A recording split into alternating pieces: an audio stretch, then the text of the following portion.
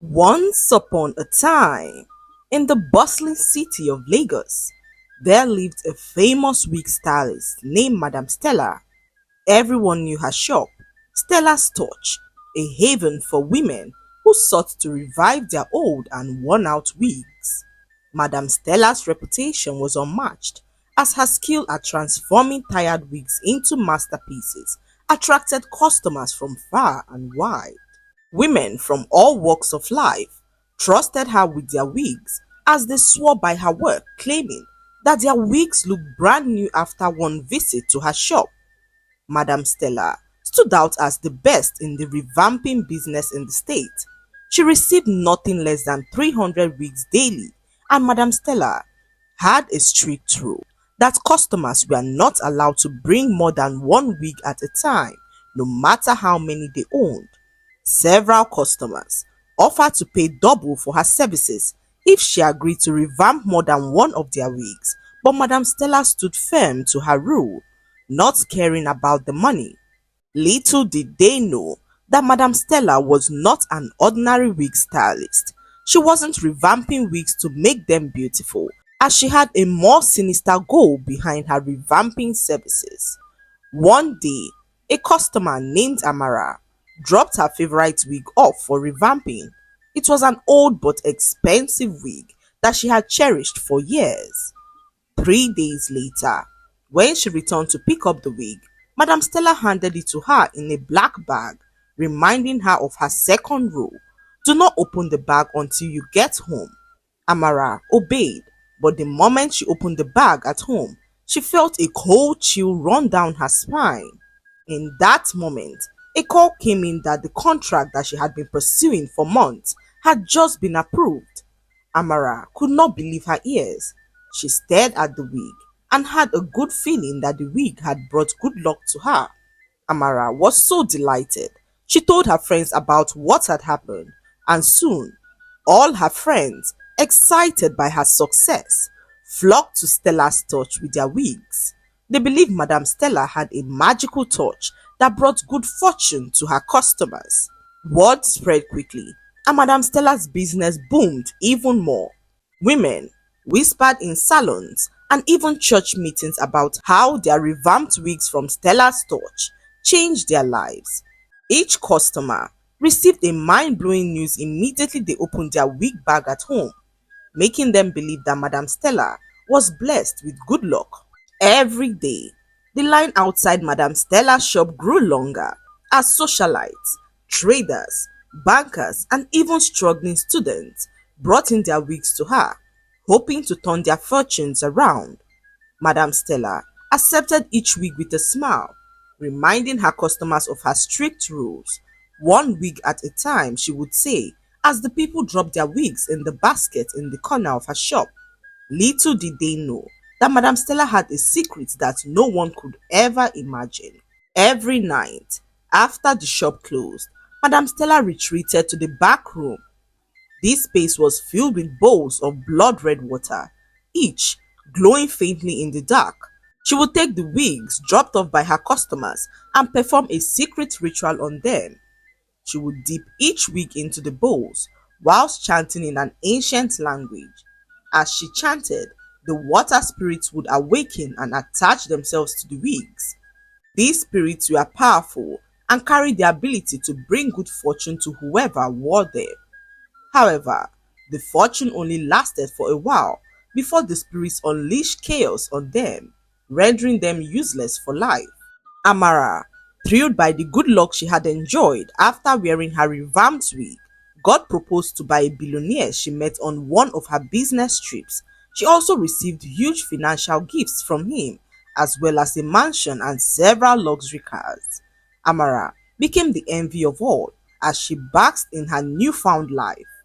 Months passed, and one day, Amara was returning home from work when she came across a beggar who sat by the side of the road begging for food.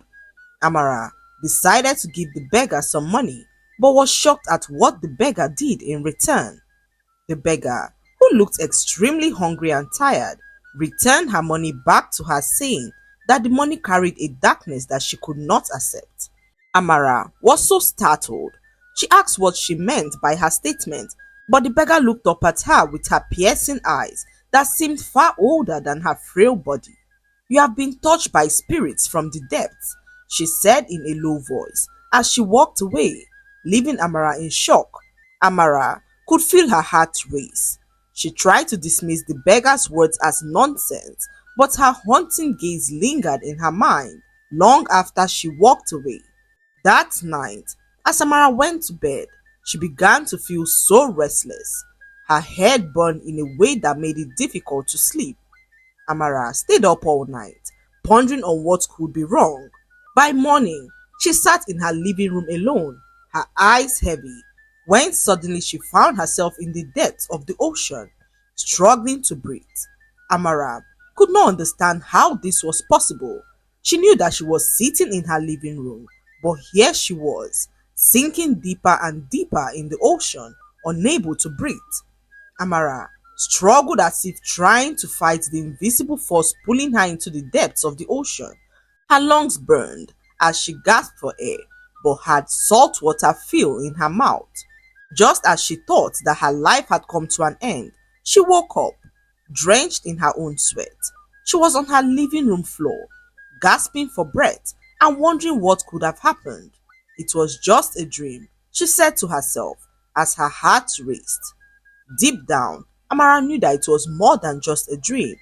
That same morning, Amara arrived at her office excited to celebrate the latest deal that she had signed when her phone rang. Amara picked up the call, and the caller on the other end of the line said something that sent chill down her spine. "You've taken what is not yours. Now it's my turn to take it all." The call ended abruptly, leaving Amara shaken by the words said. Moments later, Amara received an email saying that the firm who just signed a deal with her company had pulled out for unforeseen reasons. The call she received earlier replayed in her mind, and Amara knew that whoever it was had something to do with what had just happened. So she tried calling the number back and realized that there was no number on her call log. It was as if she never received the call, and Amara could not believe her eyes. She returned home that evening to realize that her house had been sealed by the police. Amara tried to understand what was happening and was told that her billionaire boyfriend was involved in fraudulent activities and all his properties, including the houses and cars that he gave to her, had to be seized pending the outcome of their investigation. Amara was left with no home at this point. She called up her friends, who all seemed to be going through one crisis or the other that made it impossible for them to help. Amara was stranded. She returned to her old apartment, hoping to head to the bank the next morning to withdraw some cash. As she slept that night, Amara found herself drowning in the depths of the ocean again. This time, her head felt heavy, as if she was carrying a heavy rock on her head. She woke up a few hours later with a banging headache. Amara could not take her mind off all the strange things that had been happening. She arrived at her bank later that afternoon. The bank, after thorough investigation, revealed that there was no record to show that she ever had money in her account. Amara could not believe her ears. The millions she once had in her account had mysteriously disappeared, and Amara could not help but panic. She stood there, unsure of what to do, when a call came through her phone. It was her uncle, who called to inform her that her mother and brother had just died. Amara froze on hearing the news. She asked how this was possible, and her uncle revealed to her that her mother and brother slept and did not wake up. Amara was so devastated. She sat on the cold marble floor of the bank, trying to process the shocking revelation as her mind raced with questions. How could everything she had worked for disappear without a trace? The bank manager, though sympathetic, could do nothing to help. Amara left the bank feeling helpless and defeated. With no money at hand, Amara decided to return back to her old apartment, a shadow of the woman she used to be. Her once lively spirit was now weighed down by the overwhelming misfortunes that she had faced. She lost everything and could not believe how fast things came tumbling down. After attaining such level of success, Amara began to think about the beggar's words and the dreams that she had been having. She realized that everything had started to fall apart after she retrieved her wig from Madame Stella. It was baffling to her how something that once seemed to bring her incredible fortune had now become the root of her deepest misery. Amara sat in silence, piecing together the chain of events. Amara, in that moment, knew that her fortune was too good to be true, and now she was paying the price. Determined to find out the truth, Amara decided to confront Madame Stella. She arrived at the store late at night and found her way in through an open window at the back. Amara quietly made her way through the quiet store. Her eyes caught sight of the door at the end of the corridor, and Amara decided to check what was behind the door. She approached the door and realized that it was slightly open, so Amara peeped through the door and saw something that sent shivers down her spine. Madame Stella stood in the center of the room, her hands raised as she chanted in a strange language. The water in the bowls bubbled and hissed as some evil shadowy figures emerged from the bowls and were absorbed into the wigs. Amara froze, her heart racing. She finally understood the horrifying truth that Madame Stella was using dark magic to bind evil spirits to the wigs. These spirits granted temporary fortune, but demanded a heavy price, which was suffering and destruction. Amara quickly rushed out of the store, terrified of what she had seen.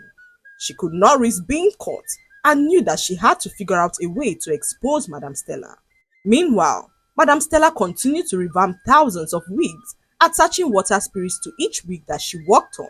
One afternoon, a university student named Nkoli came to Madame Stella's store with her friend Diola to pick up her wig. She was so excited to finally experience the fortunes that everyone had raved about.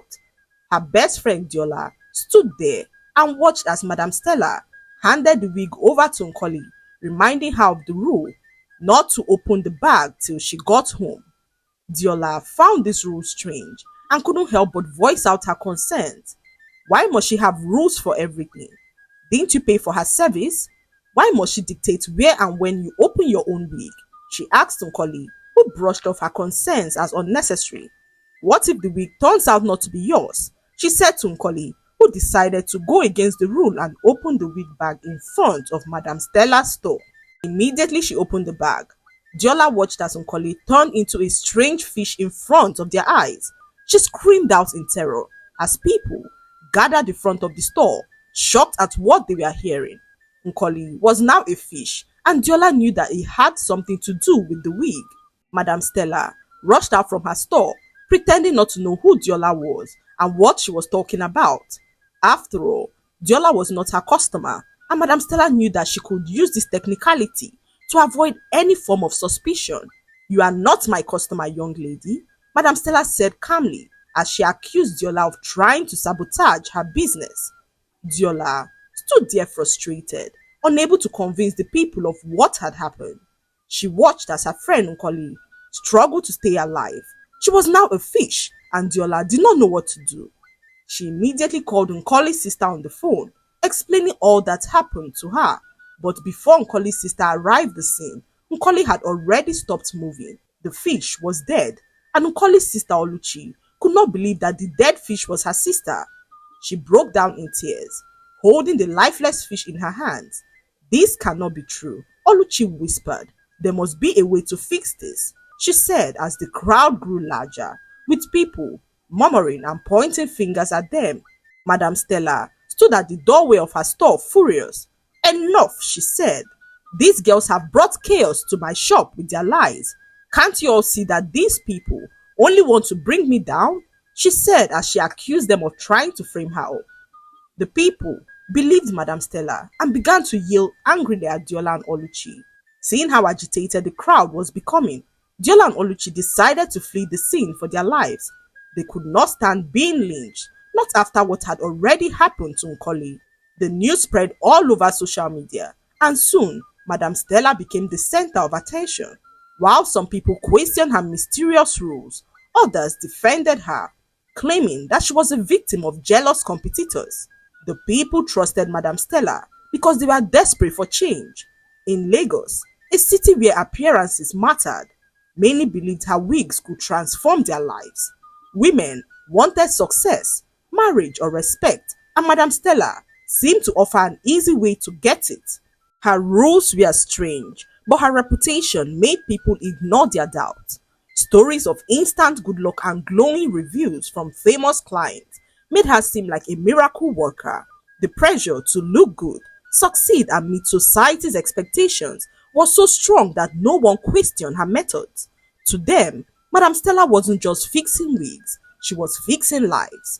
Videos of Nkoli as a fish began to circulate, and people found it hard to believe that a girl transformed into a fish.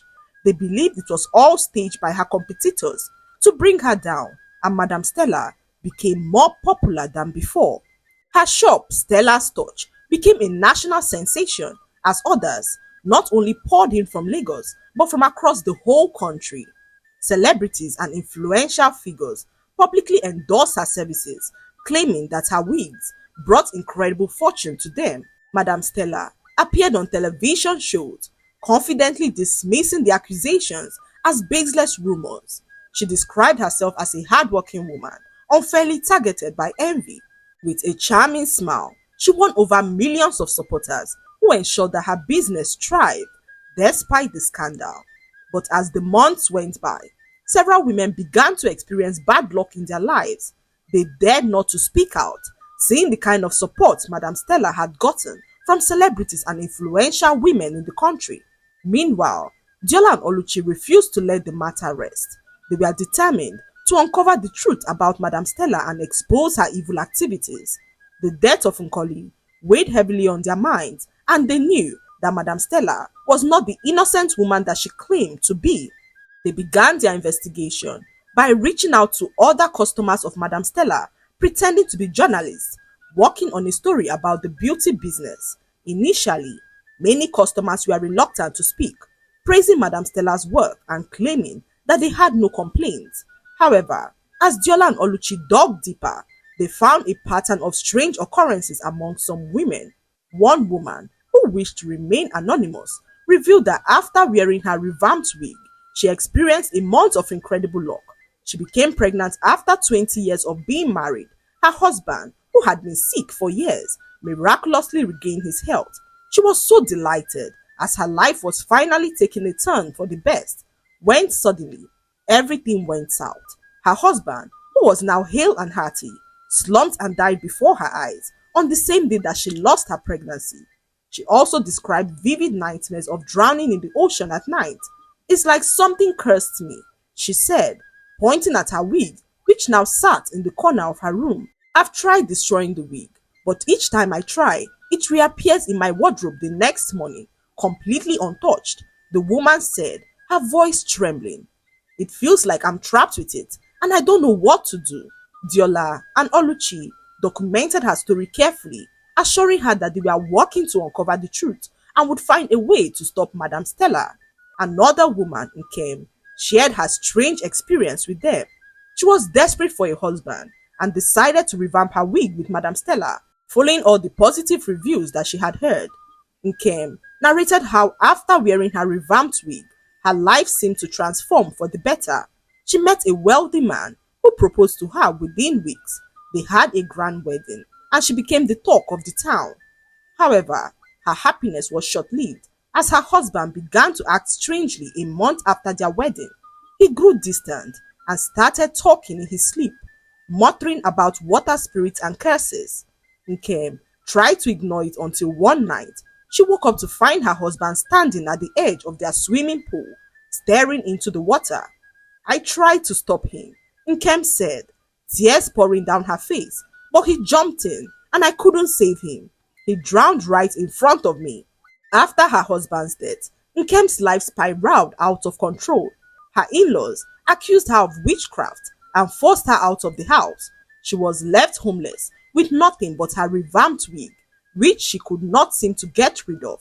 "Every time I try to burn or throw it away, it finds its way back to me," she said, showing Diola and Oluchi the wig that had ruined her entire life. Diola and Oluchi documented Nkem's story alongside the others. Growing more determined to expose Madame Stella, they noticed a pattern. Every woman who wore a wig from Stella's touch experienced a brief period of unimaginable fortune, followed by devastating misfortune tied to water-related incidents and nightmares.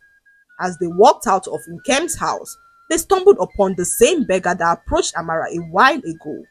The beggar, recognizing who they were, stopped them to tell them her story. She was the first customer who Madame Stella ruined her life and turned her into a beggar. For years, she has been looking for a way to destroy Madame Stella, knowing the kind of power that she possessed. The poor beggar revealed to them that she was once a very wealthy woman with both local and international businesses. Madame Stella approached her one day at the shopping mall, claiming to be a hairstylist. She pleaded with her to give her a try, promising to transform her wig into a masterpiece. She agreed, seeing Madame Stella's insistence as a sign of genuine desperation for work. A few days later, she picked up her wig from Madame Stella's shop. Just like everyone else, she experienced a wave of incredible fortune. Her businesses flourished beyond her wildest dreams, and she expanded into markets she had never considered before. But soon, her life took a devastating turn. "My eldest son drowned in the bathtub one night," she said, her voice trembling. "It was the beginning of the end for me. My businesses began to collapse one after the other. I lost my home, my family, everything. This is what I have become, a shadow of who I was," she said, gesturing at her tattered clothes. Diola and Oluchi listened intently, stunned by the depth of her suffering. "But why didn't you speak out earlier?" Oluchi asked, and the woman sighed. "No one would believe me. Madame Stella is protected by powerful spirits. She has twisted the narrative to make herself a beloved figure. However, I've been searching for a way to stop her for all these years, and now I believe I've found it."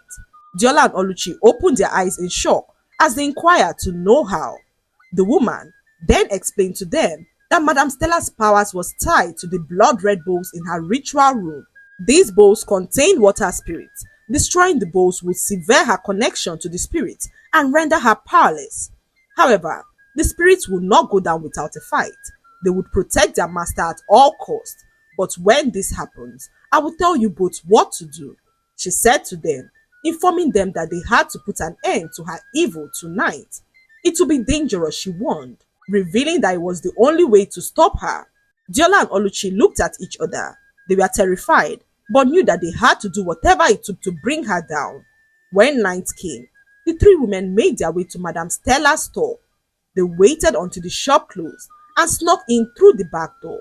Walking gently, they overheard a humming sound coming from the back room and knew that Madame Stella was now performing her rituals. They approached the room quietly and caught sight of Madame Stella, whose hands were now raised as she chanted in a strange language. Around her were bowls filled with floating wigs that sent chills down their spines. The beggar, seeing how distracted Madame Stella was, rushed to the biggest bowl at the center of the room and sprayed some holy water into the bowls. The bowls of water began to bubble violently. Evil shadows emerged from the bowls and launched towards them, making it hard for them to breathe. The beggar, in that moment, screamed aloud, saying, "These spirits have no power over those who reject them. Reject them now and they will flee," she said as they all began to reject the spirits. Shockingly, the spirits let go of them, and Madame Stella screamed in frustration, trying to regain control. "So you've come to ruin me," Madame Stella said, her voice filled with extreme anger. The beggar spoke up to her, saying, "You gave me good fortune at first, just like you did to these women, but it didn't last. Everything I worked for turned to ash. My company crumbled, my family abandoned me, and I was left with nothing. I was cursed to wander the streets, feeding on scraps, while you thrived on the suffering of others." Madame Stella laughed mockingly, "And yet, here you are, still alive, a stubborn cockroach, clinging on to life. No one will ever believe you. They love and worship me. To them, you all are nothing but troublemakers, sent to bring me down." But before she could utter another word, Amara, who was hiding in the corner, watching everything that was happening, stepped forward with her phone in her hand. No one knew that she was there. As Amara arrived Madame Stella's store, moments before they arrived, hoping to confront Madame Stella. However, when she heard them come in, she was so terrified and hid in a corner. The whole encounter was being streamed live and Madame Stella could not believe her eyes. Thousands of people were in their homes watching her evil unfold. In that moment, Madame Stella let out a very horrifying scream as the water spirit subdued her and dragged her into the largest bowl at the center of the room. The bowl began to glow brightly, pulsing like a heartbeat as Madame Stella's body was absorbed into the water. Her screams echoed in the room, then immediately stopped. All the bowls cracked and shattered as the strange liquid in them evaporated instantly. The entire place fell into complete silence as the spirits, once enslaved by Madame Stella, vanished before their eyes. What they did not know was that the water spirits had a pact with Madame Stella to make her successful. However, this pact came with a warning that if her evil business was ever exposed, the water spirits would claim her. Madame Stella thought that she could keep her evil business a secret forever. What she did not know was that nothing can remain hidden forever. The beggar then turned to Amara and the others, saying that they must destroy her evil store to ensure that she never returns. Amara nodded as she continued to hold her phone in her hand. The live stream was still running and thousands of viewers witnessed everything that happened with Madame Stella. They all vacated the store and set it ablaze, ensuring that they destroyed whatever evil that had been done by the evil Madame Stella. As the flames engulfed Stella's torch, a huge crowd began to gather, drawn by her live stream and the spreading news of Madame Stella's downfall. People whispered and murmured in shock, finally understanding the truth about the evil hidden within Madame Stella's wig shop. The beggar, now free from the torments that had plagued her for years, turned to thank Diola, Oluchi and Amara for their bravery. In the days that followed, all the women who suffered misfortune finally had their fortunes restored, including Amara, whose business began to boom again. Diola and Oluchi continued to mourn the death of Nkoli, who they never got to see again. The authorities launched an investigation into the countless complaints and tragedies tied to her wigs, and victims began to come forward, sharing their stories and warning others to be wary of promises that seemed too good to be true. As for Madame Stella, rumors spread about her fate. Some said she had been trapped in the depths of the ocean, forever bound to the spirit she had once commanded. No one knew for sure what had happened to her. This was how the people learned their lessons, not to trust others with their personal effects. The lesson to be learned from these stories is that things are not always as it seems. Do not follow the crowd blindly and do whatever they do, because oftentimes, broad is the way that leads to destruction. Always be cautious of the people to trust with your personal items, because evil can oftentimes hide behind beautiful faces and cute smiles. Never be desperate for anything in life, because desperation can blind one to potential dangers. I hope you enjoyed the story.